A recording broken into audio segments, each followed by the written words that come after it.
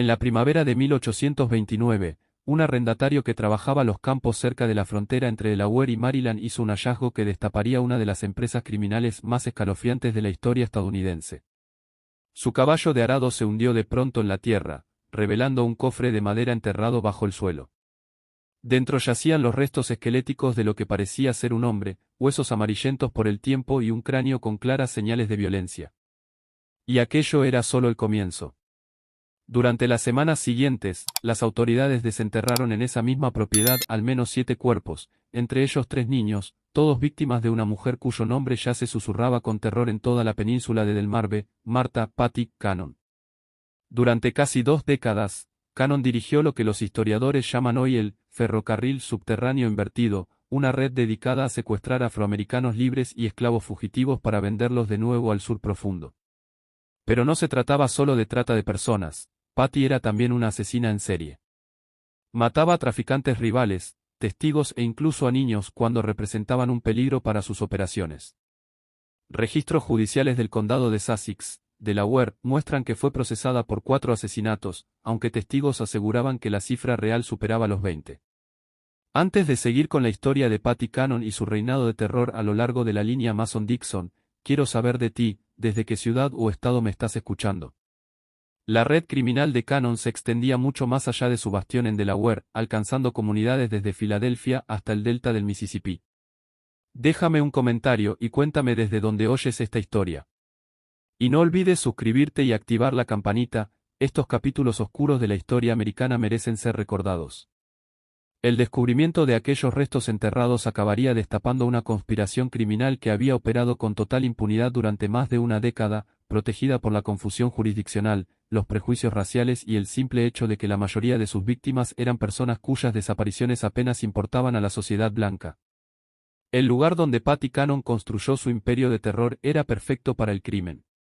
A comienzos del siglo XIX, la zona hoy conocida como Reliance se encontraba en la intersección de 3 jurisdicciones, el condado de Sussex en Delaware y los condados de Caroline y Dorchester en Maryland. Esta posición estratégica permitía a los criminales literalmente cruzar de un estado a otro para escapar de la ley. El paraje era tan remoto que los lugareños lo llamaban Johnson's Crossroads, en honor a la taberna que se convirtió en la sede de la red de secuestro más infame de la historia americana. El paisaje parecía diseñado para ocultar, bosques espesos de pino y roble se extendían kilómetros, interrumpidos solo por pantanos y claros donde algunas granjas solitarias salpicaban el campo. El río Nanticoke serpenteaba por la región, ofreciendo vías de agua silenciosas para transportar cautivos en la oscuridad. Los caminos no eran más que sendas de carretas y las ciudades más cercanas quedaban a días de viaje a caballo. Para alguien que quisiera vivir fuera de la ley, era un lugar ideal. Martha Cannon, Patty, para quienes la conocían, había llegado a esas tierras fronterizas hacia 1790. Registros judiciales sugieren que nació alrededor de 1760, quizá con el nombre de Lucrecia Patricia Hanley, aunque siempre mantuvo vagas sus verdaderas raíces. Algunos relatos sitúan su nacimiento en Canadá, con migración a Delaware a los 16 años. Lo que sí está documentado es su matrimonio con Jesse Cannon, un granjero local dueño de tierras cerca de la frontera. Tuvieron al menos una hija y llevaron lo que parecía ser una vida rural sin sobresaltos. Jesse Cannon era descrito por los vecinos como un hombre callado que apenas se relacionaba, dedicado a cultivar tabaco y maíz como tantos otros colonos de la zona. Su granja se extendía en un terreno modesto que literalmente cruzaba la línea entre Delaware y Maryland, un detalle que resultaría crucial para las actividades criminales de Patty. La casa era sencilla, de 2 pisos, con paredes de madera gruesa y ventanas pequeñas. Nadie sospechaba que aquella vivienda ordinaria pronto ocultaría cuartos secretos y escondites donde se mantenía a seres humanos secuestrados. Bajo esa apariencia común latía algo mucho más siniestro. Los primeros años del siglo XIX marcaron un giro en la esclavitud. En 1808 el Congreso prohibió la importación de esclavos desde África. Esto disparó la demanda de mano de obra en los campos de algodón de Alabama, Mississippi y Georgia. Un adulto sano que antes costaba $300 pasó a venderse por más de 1000 en el sur profundo. Era una oportunidad irresistible para los criminales dispuestos a traficar con vidas humanas. La invención de la desmotadora de algodón había transformado la economía del sur, creando una demanda insaciable de esclavos. Y como ya no podían llegar de África, los únicos, nuevos, provenían del aumento natural de la población esclavizada, o del secuestro y reesclavización de afroamericanos libres. La península de Delmarve era particularmente vulnerable. Tras la Guerra de Independencia, muchos habían sido liberados por sus dueños mediante leyes de emancipación gradual o actos individuales. Así, Maryland y Delaware tenían comunidades enteras de afroamericanos libres, que trabajaban como jornaleros, artesanos o pequeños granjeros. Pero vivían en constante temor, sin protectores poderosos, con pocas vías legales y con desapariciones que rara vez interesaban a las autoridades blancas. La fragilidad legal de los afroamericanos libres era extrema. No podían votar, ni servir en jurados, ni testificar contra blancos en la mayoría de los tribunales. Su libertad podía ser cuestionada en cualquier momento y debían cargar siempre con papeles que la demostraran. Para alguien como Patty Cannon, esto significaba un campo fértil para la explotación. Los relatos de la época la describen como una mujer corpulenta, de fuerza inusual. Medía casi 1,80 m, en una era en la que la mayoría de las mujeres apenas alcanzaba el 1,50 m. Su voz era grave y poderosa, y su carácter, violento. Se decía que explotaba en arrebatos de furia cuando la contrariaban. Su marido Jesse murió en circunstancias misteriosas hacia 1826, algunos aseguraron que ella misma lo envenenó. Convertida en viuda, heredó todo el control de la propiedad familiar y para entonces, ya había tejido las conexiones criminales que la harían sinónimo de terror. La aplicación de la ley en esas zonas rurales era casi inexistente, y la poca autoridad que había solía ser corrupta o incapaz de hacer frente a tanta delincuencia. La propia dinámica social lo favorecía, poblaciones dispersas, granjeros pequeños y gente que buscaba empezar de cero lejos de sus pasados. Casi no había cohesión comunitaria y cada cual cuidaba de lo suyo. Esa indiferencia sería clave para que Patty Cannon pudiera operar sin ser descubierta durante tantos años. Su transformación de viuda de frontera a cerebro criminal comenzó con los matrimonios de sus hijas. En un patrón que marcaría las 2 siguientes décadas, ambos esposos eran secuestradores de esclavos. El primero, Henry Brayton, herrero de oficio, aumentaba sus ingresos capturando afroamericanos libres para venderlos al sur. En 1811 fue arrestado en Georgetown, Delaware, por secuestro, pero ese mismo año logró escapar de prisión. Las actividades de Henry Brayton eran bien conocidas en la comunidad mucho antes de su arresto. Como herrero, tenía razones legítimas para viajar por la región, calzaba caballos y reparaba herramientas en granjas y aldeas. Esa movilidad le daba la coartada perfecta para sus actividades ilegales. Durante sus visitas, identificaba posibles víctimas, observando que familias tenían hijos adolescentes o jóvenes que podrían alcanzar altos precios en los mercados esclavistas del sur. Los métodos de los primeros secuestradores como Brayton eran toscos pero eficaces, se basaban en el engaño, la fuerza bruta y el aislamiento de la vida rural. Una técnica habitual consistía en acercarse a familias afroamericanas libres con falsas promesas de empleo en lugares lejanos. Padres desesperados por ofrecer un futuro mejor a sus hijos aceptaban, sin saber que firmaban la condena de los muchachos. Tras la fuga de Brayton ocurrió el primer asesinato documentado ligado a la familia Cannon. Junto con Patty y otro criminal llamado Joseph Griffith, tendieron una emboscada a un traficante de esclavos conocido solo como Rigidel, en la taberna de los Cannon. El plan era simple y brutal: emborrachar a la víctima, robarle el dinero y los esclavos, y eliminar al testigo. Registros judiciales muestran que Rigidel fue abatido de un disparo durante el asalto. Brayton y Griffith fueron capturados y ahorcados el 13 de abril de 1813. Patty, en cambio, escapó a toda consecuencia.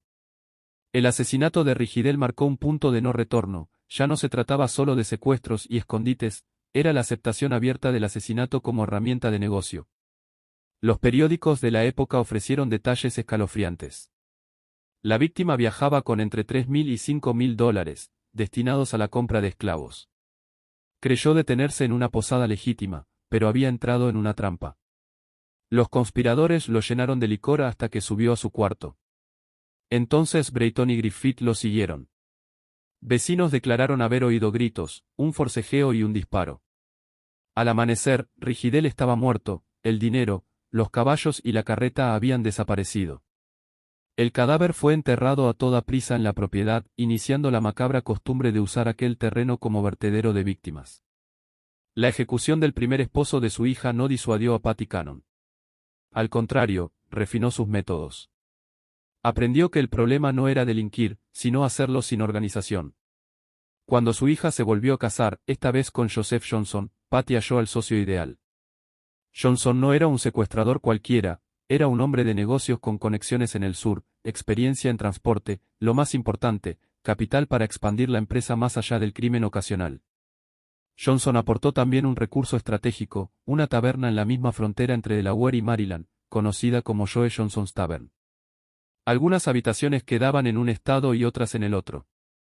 Esa peculiaridad geográfica les permitía burlar a la justicia. Si llegaba un alguacil de Delaware, bastaba con cruzar la estancia hacia la parte de Maryland para quedar fuera de su jurisdicción. La taberna cumplía varios roles, era un negocio legítimo que justificaba el constante ir y venir de viajeros y carretas, un centro de reunión para dividir ganancias y un calabozo oculto donde aguardaban los cautivos antes de ser enviados al sur. Bajo el piso, sótanos y pasadizos secretos escondían seres humanos encadenados. Los muros de piedra tenían argollas de hierro para sujetarlos, pequeños respiraderos evitaban que murieran asfixiados durante semanas de encierro. La banda que se reunió en torno a Cannon y Johnson era sorprendentemente diversa. Había criminales blancos como Henry Carr, mulatos como John Pernell, un maestro del disfraz con múltiples alias, e incluso esclavos forzados a participar en la cacería de otros. Esa composición multiétnica era táctica, los afroamericanos podían acercarse a víctimas potenciales sin levantar sospechas inmediatas, mientras que los blancos negociaban con los compradores del sur. Pernell, descrito en documentos judiciales como hombre amarillo o mulato, era especialmente valioso. Su apariencia le permitía pasar por libre de color en busca de trabajo o por comerciante blanco de piel clara, según conviniera. Así, se convirtió en un explorador ideal, identificaba blancos, ganaba confianza y abría la puerta al secuestro. Durante la década de 1820, el alcance de la operación Cannon Johnson se expandió de forma asombrosa. Su red se extendía desde Pensilvania hasta Luisiana, con compradores fijos en Alabama, Mississippi y Georgia. El propio alcalde de Filadelfia, Joseph Watson, cuáquero comprometido con la defensa de los libres, comenzó a rastrear las desapariciones en su ciudad y las conectó con la península de Delmarve. En 1825, Watson documentó decenas de secuestros ligados a la banda de los Cannon. No se trataba de ataques al azar, seleccionaban cuidadosamente a los más vulnerables. Los jóvenes adultos alcanzaban los mejores precios, pero los niños también eran codiciados, podían ser entrenados y ofrecer décadas de trabajo forzado. Los secuestradores llevaban registros mentales de las familias, sabían quién había perdido su empleo, quién atravesaba apuros económicos y que jóvenes podían ser tentados con falsas promesas de trabajo en tierras lejanas. Uno de los testimonios más reveladores es el de Lydia Smith, una mujer libre de 25 años secuestrada en 1825. En los registros judiciales describió cómo fue llevada primero a la casa de Cannon y después a la taberna de Johnson, donde permaneció encadenada durante 5 meses. Recordaba el miedo constante, la comida insuficiente y el terror de saber que pronto sería enviada al sur junto a un grupo de cautivos. Solo la intervención de la red de rescate de Watson le salvó de una vida de esclavitud. Su relato ofrece una ventana directa a las condiciones sufridas por las víctimas, el secuestro violento, el encierro prolongado y la sensación de estar atrapados en un sistema del que no había salida. Mientras caminaba sola por un camino cerca de Filadelfia, Lydia Smith fue sorprendida por varios atacantes y transportada en carreta hacia la frontera de Delaware y Maryland. El trayecto duró varios días, la mantuvieron encadenada y con los ojos vendados para impedir cualquier intento de fuga. Al llegar a la propiedad de los Cannon, la encerraron en una habitación oculta bajo la casa principal. Allí descubrió que no estaba sola. Los sótanos, según relató en su testimonio, albergaban a decenas de personas secuestradas. Hombres, mujeres y niños eran confinados en áreas separadas, todos encadenados para evitar escapes. Las condiciones eran brutales a propósito, alimento escaso, ninguna instalación sanitaria y oscuridad perpetua, interrumpida solo por la luz de una vela cuando llegaban los guardias con la comida. La tortura psicológica era tan feroz como la física, todos sabían que estaban destinados a la esclavitud de por vida. Smith también detalló los métodos de la banda para procesar su mercancía humana. A las víctimas les arrancaban cualquier documento que probara su condición de libres y destruían pertenencias que pudieran identificarlos. Les imponían nuevos nombres y biografías falsas que justificaban su venta como esclavos legítimos. Quienes se resistían eran golpeados hasta ceder. Las operaciones de la banda eran un secreto a voces. Los vecinos sabían que personas desaparecían cerca de la propiedad, que carretas llegaban a horas extrañas y que la taberna de Johnson recibía visitas sospechosas. Pero las víctimas eran afroamericanas, y en aquella sociedad su palabra valía poco frente a la de criminales blancos. La ley, cuando existía, mostraba poco interés en investigar crímenes contra quienes consideraban sospechosos por naturaleza. La complicidad de la comunidad blanca local iba más allá de la indiferencia. Algunos vecinos colaboraban directamente, señalaban posibles víctimas o proveían información. Comerciantes abastecían a la banda sin hacer preguntas sobre el origen del dinero. Incluso ciertos agentes de la ley fueron acusados de aceptar sobornos para mirar hacia otro lado. El desinterés se quebró solo cuando las víctimas fueron blancas. La banda no se limitaba a secuestrar a afroamericanos libres, también robaba y asesinaba a traficantes de esclavos que atravesaban la zona con fuertes sumas de dinero. Estos hombres eran comerciantes blancos del tráfico legal de esclavos, y sus desapariciones sí llamaban la atención. El primer caso documentado ocurrió hacia 1820. Un tratante de Georgia, llamado Belo Kizá Miller, desapareció mientras viajaba por la región. Llevaba consigo $35.000, una fortuna destinada a comprar esclavos. Fue visto por última vez en la taberna de Cannon, y su caballo apareció después en posesión de ella. Cuando la interrogaron, afirmó que el comerciante había zarpado hacia el sur con un cargamento de esclavos, pero la historia resultó inverosímil. La desaparición del comerciante georgiano marcó el inicio de un patrón que llevaría a la ruina a la banda. A diferencia de los afroamericanos, los traficantes blancos tenían socios y financiadores que exigían respuestas. Llevaban itinerarios precisos y cantidades de dinero imposibles de ignorar. El método de Cannon era despiadado. Invitaban al comerciante a la taberna bajo pretexto de negocios. Allí lo embriagaban, sonsacaban detalles sobre su dinero y sus planes, y en el momento oportuno lo asesinaban. El cuerpo se enterraba en la propiedad, el dinero y los esclavos pasaban a manos de la banda. Un solo crimen podía financiar meses de operaciones y reforzar su monopolio criminal en la región. A mediados de la década de 1820, la presión contra la organización Cannon-Johnson se intensificaba. El alcalde Watson, en Filadelfia, ofrecía recompensas sustanciosas por información. El gobernador John Andrew Chulce de Pensilvania coordinaba con estados del sur para rastrear ciudadanos secuestrados. Las investigaciones revelaban no incidentes aislados, sino una red sistemática que llevaba más de una década activa. La recompensa ofrecida por Watson, $500, equivalía a varios meses de salario para la mayoría de los trabajadores. Ese incentivo económico empezó a soltar lenguas. Antiguos cómplices, miembros resentidos y algunas víctimas escapadas comenzaron a hablar. La respuesta de la banda fue predecible: más violencia.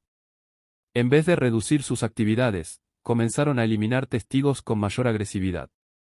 Fue su error fatal, pues esas desapariciones ya no podían pasar inadvertidas. La escalada reflejaba la paranoia creciente de Patty Cannon. Había levantado un imperio criminal con ingresos estimados en más de $50.000 anuales, una fortuna en el siglo XIX.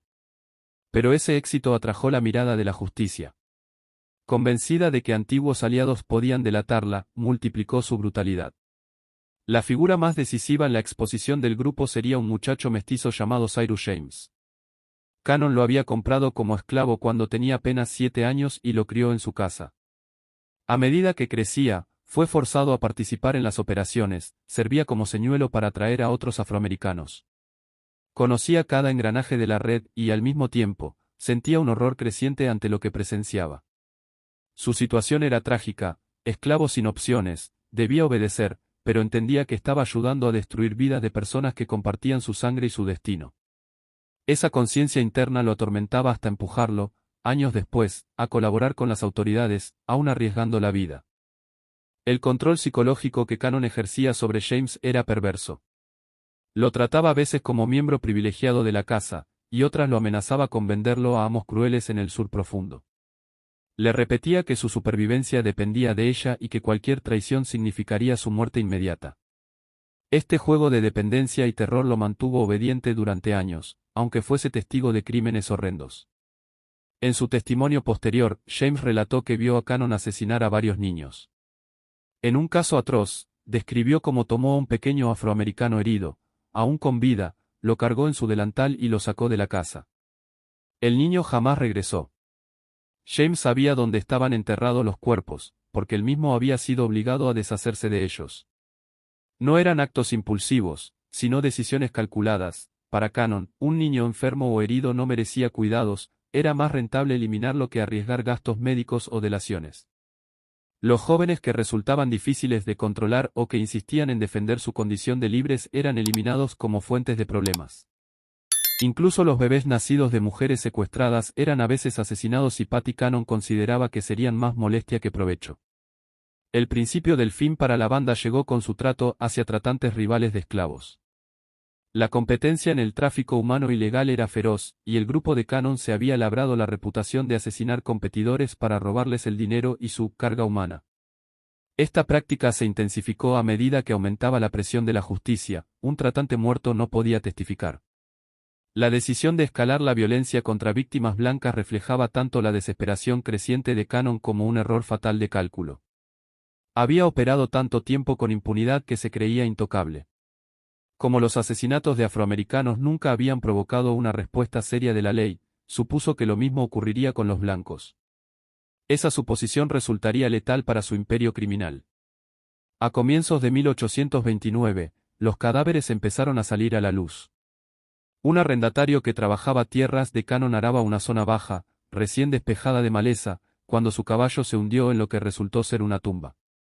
Dentro de un cofre de madera halló huesos humanos que las autoridades identificaron como los del tratante de Georgia desaparecido casi una década antes.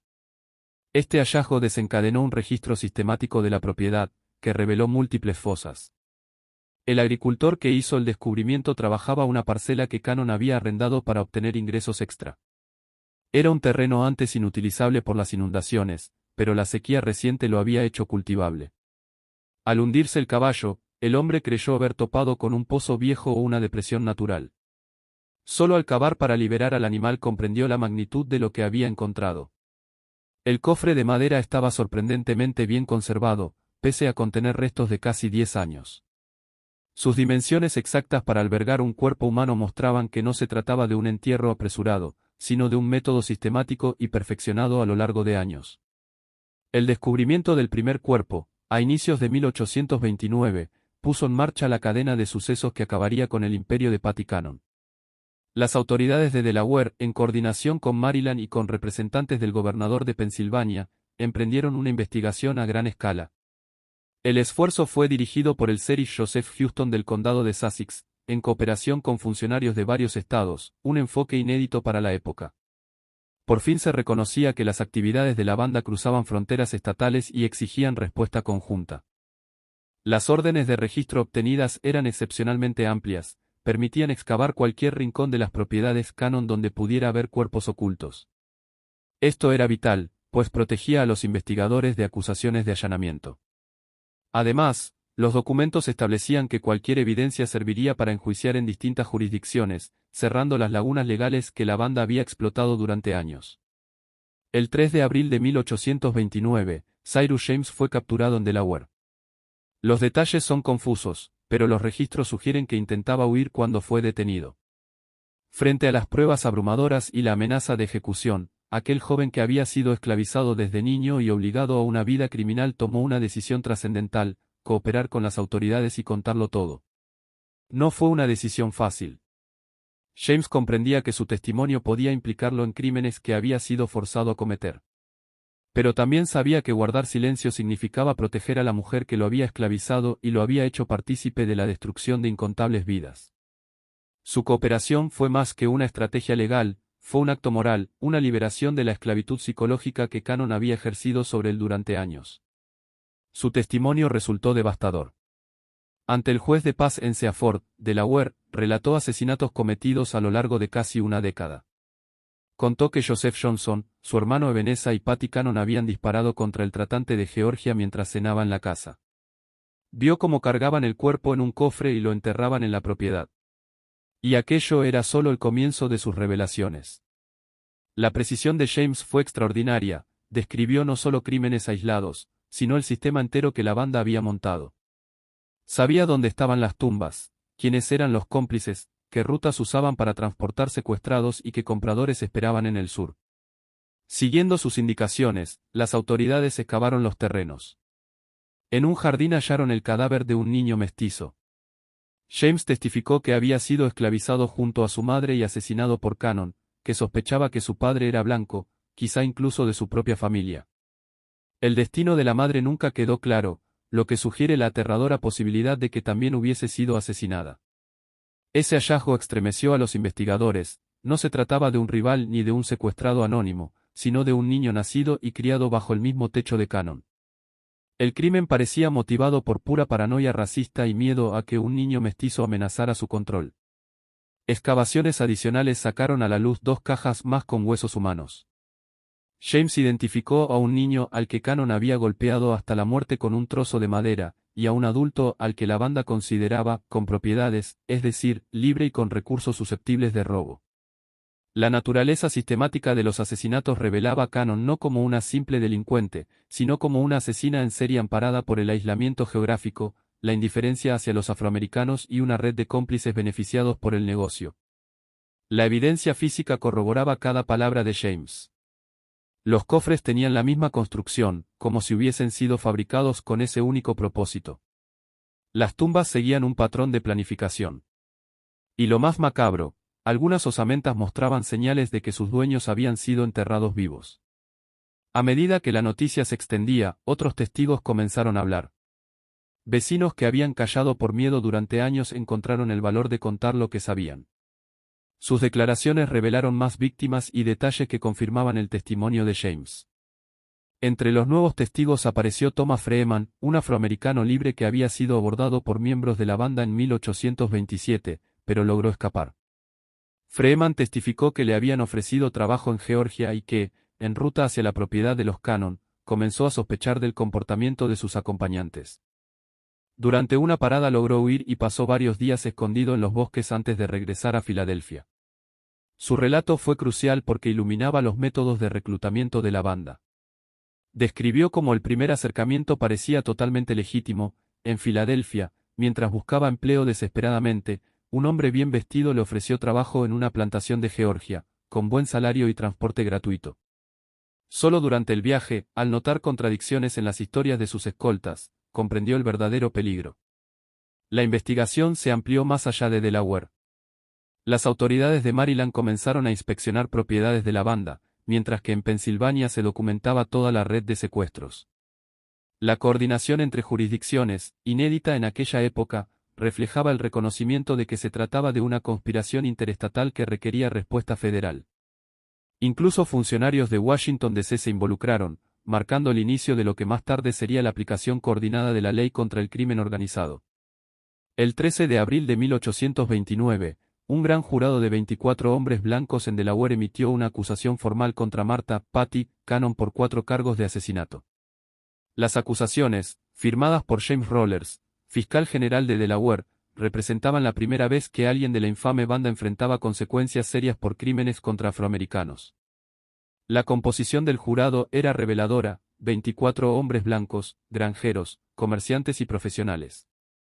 Que aceptaran acusar a una mujer blanca por asesinar afroamericanos marcaba un giro en la mentalidad legal, impulsado por pruebas abrumadoras y la naturaleza interestatal de los delitos. Las imputaciones eran sorprendentemente específicas: el asesinato de una niña recién nacida el 26 de abril de 1822, un niño varón en la misma fecha, un hombre adulto el 1 de octubre de 1820, y un muchacho negro el 1 de junio de 1824.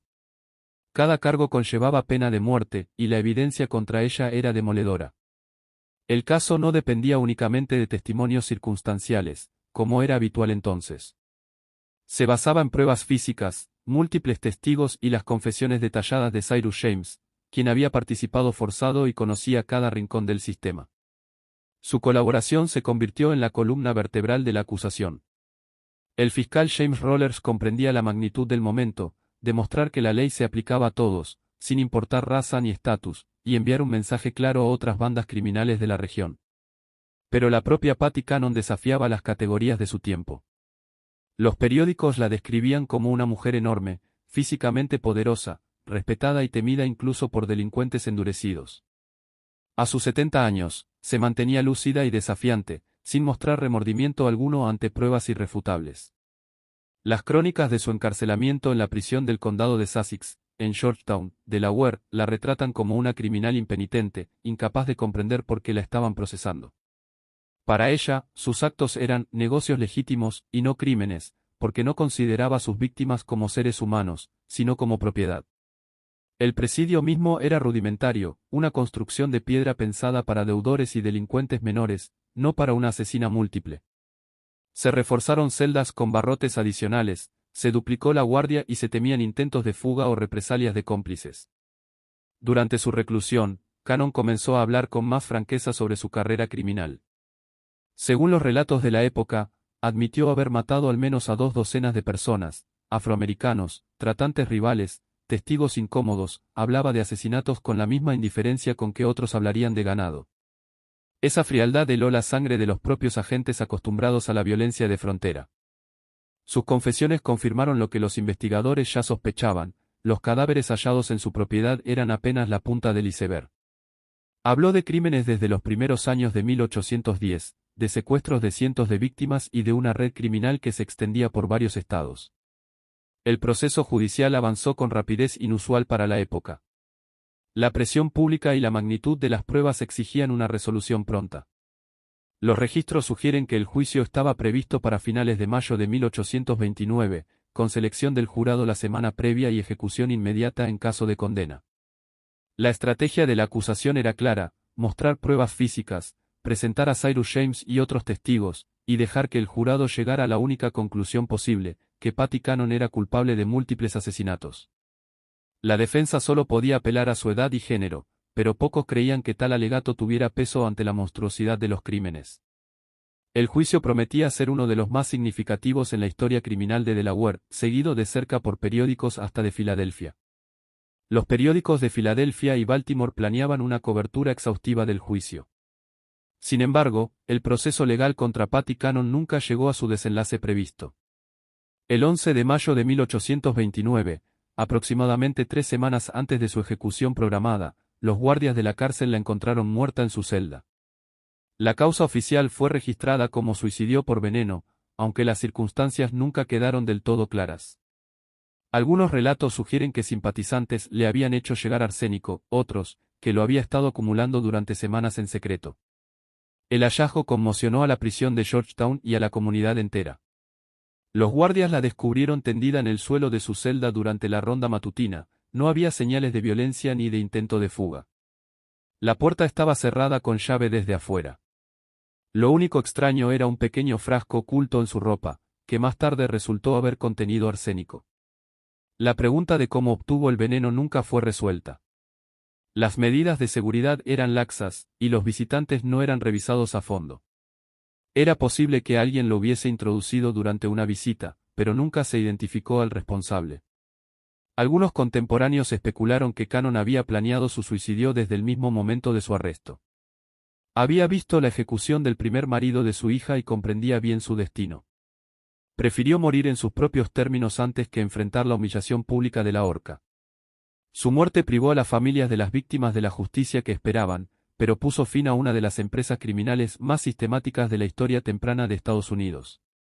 Documentos judiciales muestran que su fallecimiento acabó de raíz con el ferrocarril subterráneo invertido, que había operado en la península de Delmarve durante casi 2 décadas.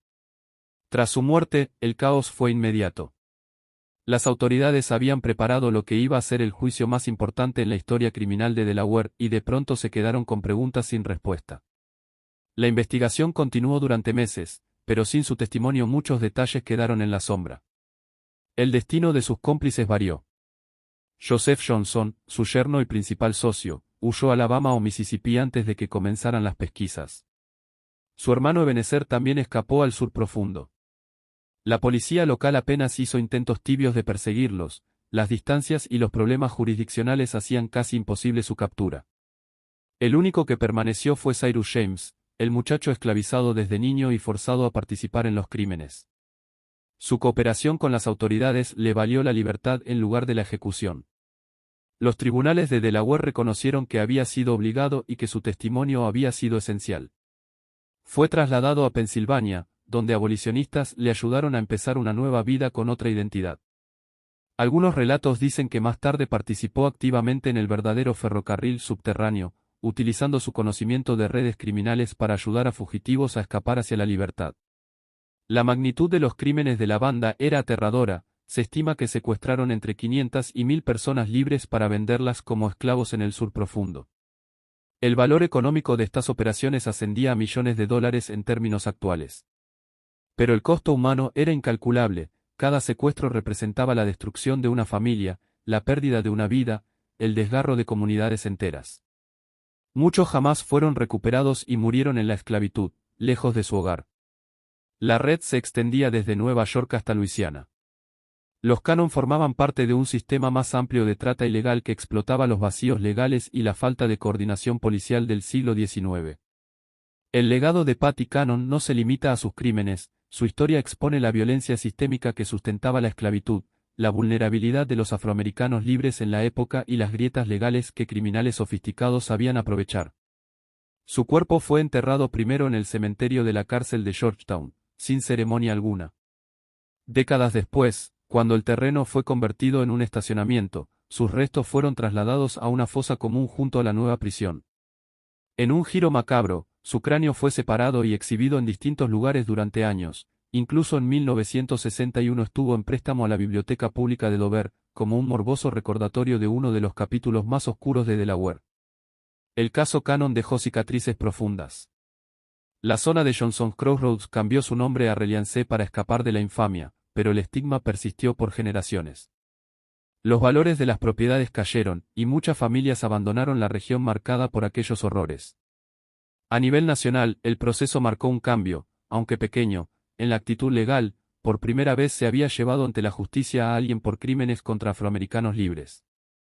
Esa breve apertura reflejaba un reconocimiento incipiente de que toda vida merecía protección legal.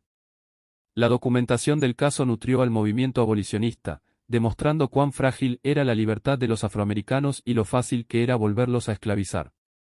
Historiadores modernos siguen estudiando la historia de Patty Cannon como un ejemplo de cómo podían prosperar las empresas criminales en los huecos de las leyes y jurisdicciones. Su capacidad de operar durante casi 20 años, a pesar de que muchos lo sabían, muestra cómo el racismo, las limitaciones legales y los incentivos económicos permitieron que tales atrocidades continuaran. La historia de Patty Cannon se convirtió en poderosa evidencia para los abolicionistas, demostraba que todo el sistema de esclavitud era corrupto y peligroso en su esencia. En las décadas posteriores a su muerte, su figura pasó a formar parte del folclore regional, aunque los detalles se distorsionaban o exageraban. Libros, panfletos y artículos de prensa relataron sus crímenes, mezclando verdad y leyenda hasta el punto de dificultar la separación entre historia y ficción. La obra más famosa inspirada en su caso fue The Untold Hat, una novela publicada en 1884 por George Alfred Townsend, que transformó la vida de Cannon en un melodrama de crímenes fronterizos. El lugar de la casa original de los Cannon se mantuvo como foco de morbosa fascinación durante décadas. Visitantes viajaban a ese paraje remoto para contemplar el escenario de los crímenes, y los residentes locales aprovecharon la curiosidad ofreciendo visitas guiadas y vendiendo recuerdos. La vivienda fue finalmente demolida en 1948, pero el sitio continuó atrayendo curiosos hasta tiempos modernos. Este caso nos muestra cuán fácilmente una sociedad puede voltear la mirada ante la violencia sistemática cuando las víctimas son percibidas como menos que humanas. La indiferencia que permitió a Patty Cannon actuar durante décadas solo se quebró cuando sus crímenes alcanzaron a blancos, cuyos intereses no podían ser ignorados. El mismo sistema legal que había fracasado en proteger a afroamericanos libres del secuestro y el asesinato, fue el que finalmente procesó a Cannon solo cuando amenazó los intereses de traficantes de esclavos blancos. El caso Cannon es un recordatorio brutal de la capacidad humana para el mal y de la importancia de una justicia vigilante y de la responsabilidad comunitaria. Demuestra cómo las empresas criminales florecen cuando la sociedad no protege a sus más vulnerables. Y, sobre todo, preserva la memoria de cientos de víctimas cuyos nombres casi todos se han perdido, pero cuyo sufrimiento no debe ser minimizado ni olvidado. ¿Y tú qué opinas de esta historia? ¿Crees que se reveló todo sobre la red criminal de Patty Cannon? La evidencia sugiere que formaba parte de un sistema mucho más amplio de trata ilegal de personas, extendido mucho más allá de la frontera de Delaware, Maryland. Muchas preguntas siguen sin respuesta: el alcance real de sus actividades, el destino de sus víctimas.